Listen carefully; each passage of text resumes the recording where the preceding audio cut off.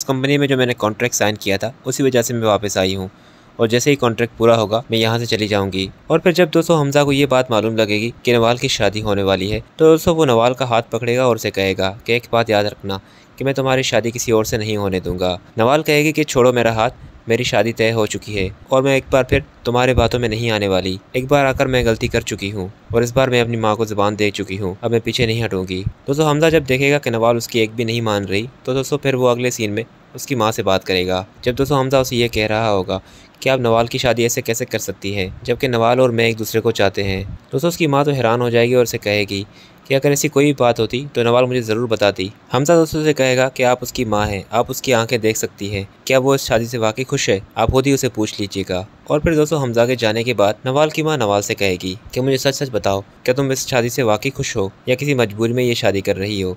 इस पर दोस्तों वो उसे कहेगी कि ये किस तरह के सवाल कर रही हैं आप मुझसे, मैं आपको शादी के लिए हाँ कर चुकी हूँ और इतना सब कुछ तय होने के बाद ये सवाल करने का आप कोई मकसद नहीं बनता। तो उसकी माँ कहेगी कि देखो मेरी आंखों में और मुझे सच सच बताओ कि क्या तुम और हमज़ा एक दूसरे को चाहते हो। दोस्तों नवाल तो समझ जाएगी कि हमज़ा यहाँ आया है और ये बातें वही करके गया है। दोस्तों वो सुल्ताना को कहेगी कि मैं उसे ही मना कर चुकी हूँ और आपको भी कहती हूँ कि मैं उससे शादी नहीं करूँगी। दोस्तों यहाँ पर एक स्टोरी चल रही होगी तो दूसरी तरफ फलक के घर तो अलग ही स्टोरी होगी। दोस्तों फलक जब आलिया भाभी के बारे में कुछ भी बात करेगी कि कल फंक्शन वाले दिन जिस तरह से मेरी इंसल्ट हुई है सबके सामने, मैं ये सब कुछ एक्सपेक्ट नहीं कर रही थी। शायद आलिया भाभी को मैं पसंद ही नहीं, तभी तो उन्होंने सबके सामने मुझे इतनी अच्छी तरह से इंट्रोड्यूस नहीं करवाया।